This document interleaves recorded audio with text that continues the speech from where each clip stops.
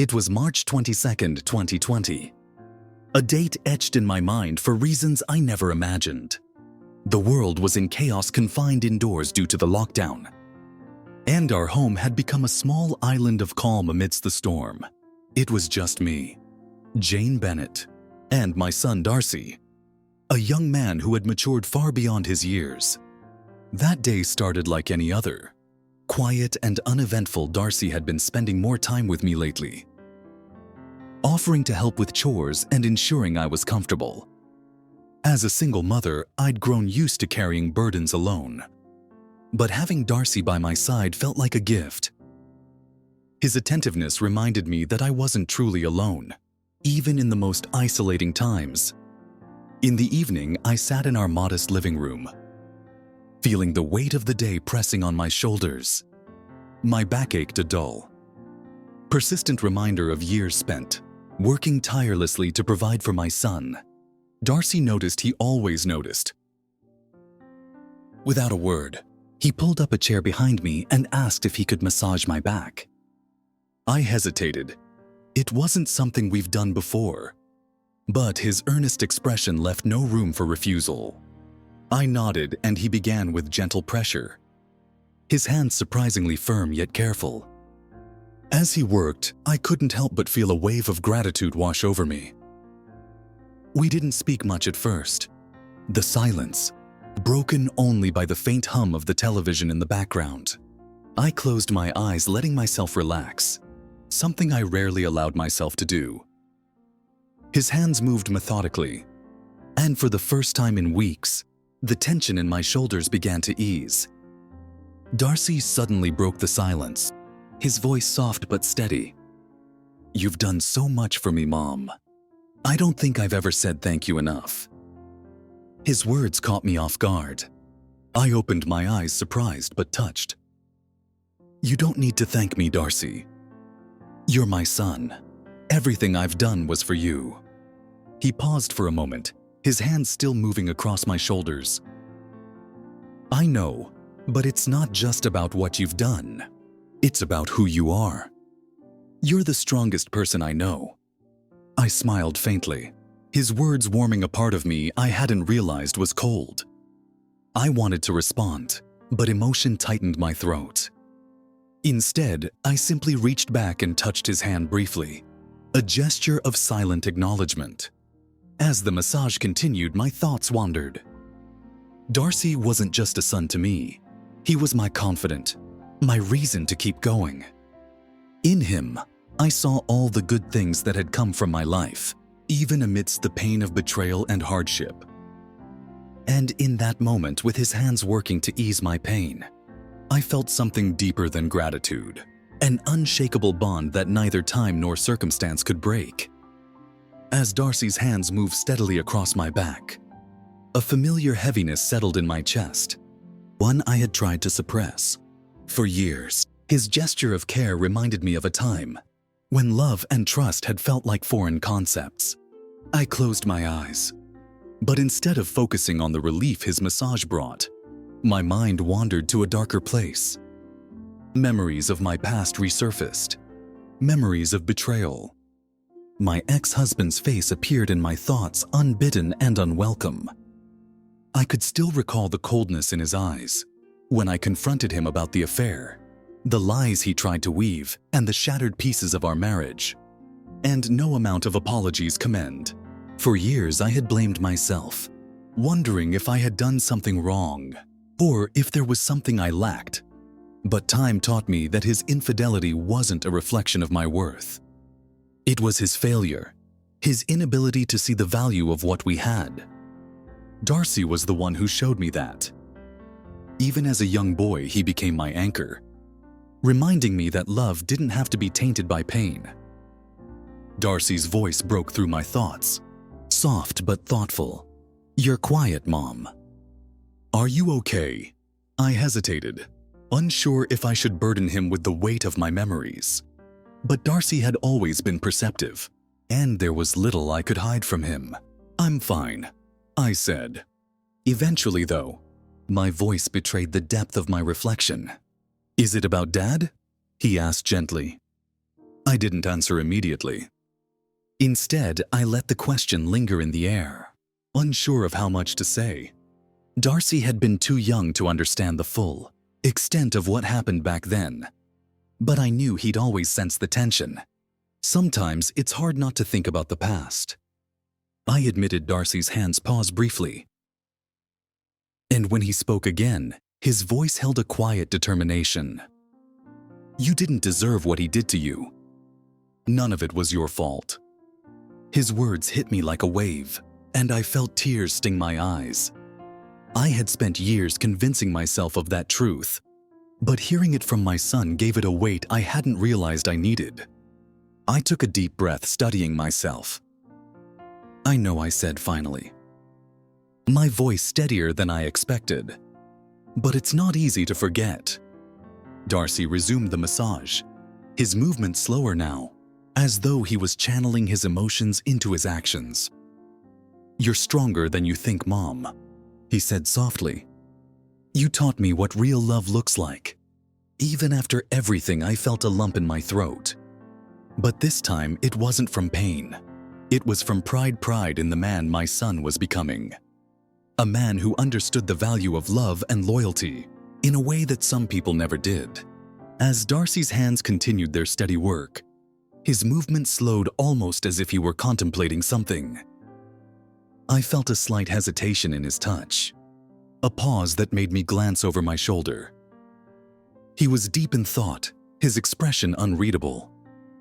Before I could ask if something was wrong, he spoke, his voice quieter than before. Mom, there's something I've been meaning to tell you. He said, his words measured, as though he was choosing each one carefully. I straightened slightly, sensing the seriousness in his tone. What is it, Darcy? I asked, keeping my voice calm despite the sudden tension. He exhaled deeply, as though he'd been holding on to this moment for a long time. It's about Dad. About what I saw before.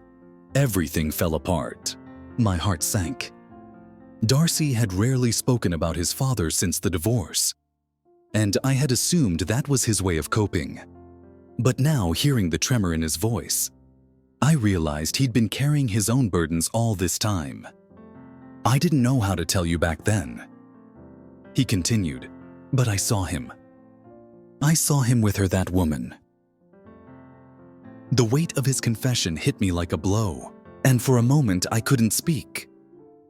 I had suspected that Darcy might have picked up on things, but I never imagined he had witnessed it firsthand. The thought of my son seeing his father's betrayal filled me with a mixture of sadness and anger.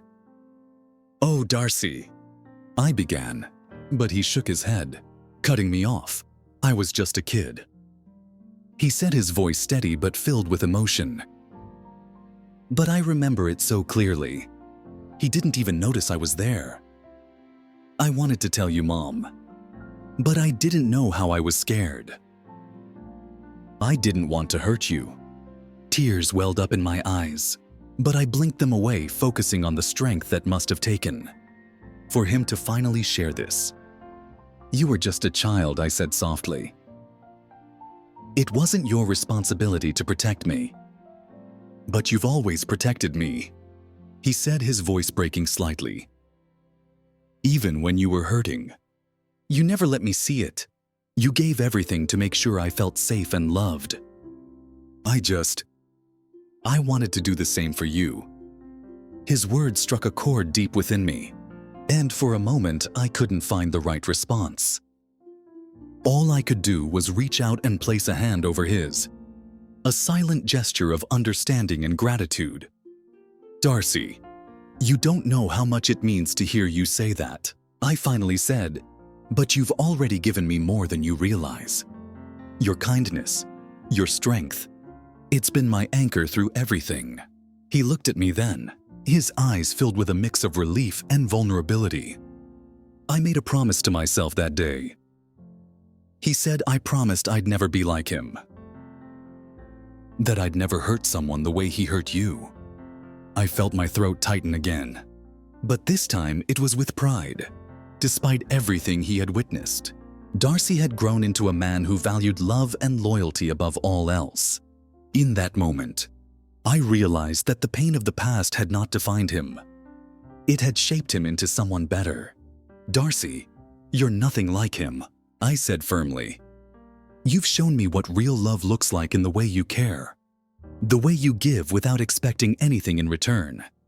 I couldn't be prouder of the man you're becoming." His hands still for a moment, and I could see the weight of my words sinking in. Then he smiled, a small but genuine smile that lit up his face. "Thanks, Mom. That means everything to me." The moment hung between us, heavy with emotion, yet filled with a sense of healing. It wasn't just my back that felt lighter. It was my heart. For the first time in years, I felt as though a piece of the pain I had carried was finally starting to lift. Darcy resumed the massage, his touch Gemma, now almost reverent, and as the minutes passed, I realized that this wasn't just a simple act of care.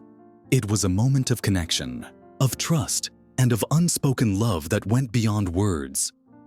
As Darcy continued the massage, the tension in my shoulders eased, but the emotion swirling inside me didn't dissipate so easily. I had spent so long building walls around my heart, convinced that I needed to protect myself from any more hurt. But in that moment, with Darcy's steady hands on my back, I realized that I had been wrong. The walls I had built had only kept me from fully embracing the love I still had in my life. The years of pain, the betrayal, and the heartbreak felt distant now, as if they belonged to someone else. I had spent so long focusing on the wrongs of the past that I had forgotten the right things in my life. The love that had been with me all along, even in its quietest, most subtle forms. Darcy had become my reason to keep going. Not just because he was my son, but because of the person he had become. Strong, caring, and loyal. I had watched him grow from a boy into a young man. And I could see now that despite everything, he had never been tainted by the betrayal I had suffered. Instead, he had learned from it. In that moment, I understood something that had taken me years to fully grasp. Love wasn't about perfection. It wasn't about never being hurt or never facing difficulty.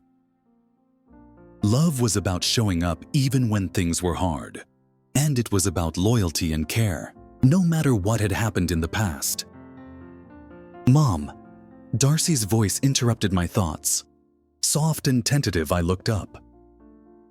Meeting his gaze, and for the first time in a long while, I felt no need to hide. "Yes, Darcy. I'm glad we talked today," he said quietly. I think it's helped." I smiled, my heart swelling with pride. "Me too.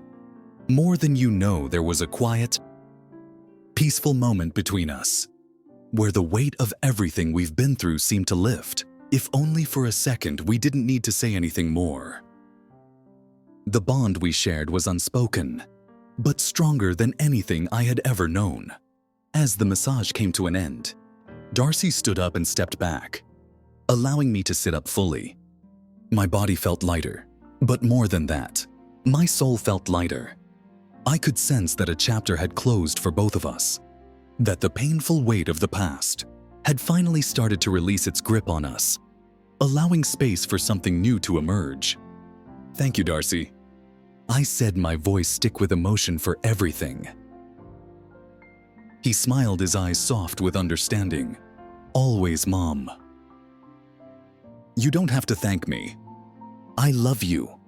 I held his gaze, and in that moment, I knew that no matter what else life threw our way, we would face it together. And that, above all else, was enough. As he left the room, I sat in the silence, reflecting on how far we had come.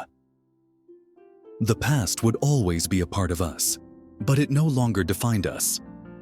We had found a way forward, not through forgetting, but through healing, through love, and through the unwavering support we had for one another. The pain of betrayal no longer had a hold on me. Instead, what remained was the deep, unshakable bond between a mother and her son, one that nothing could break.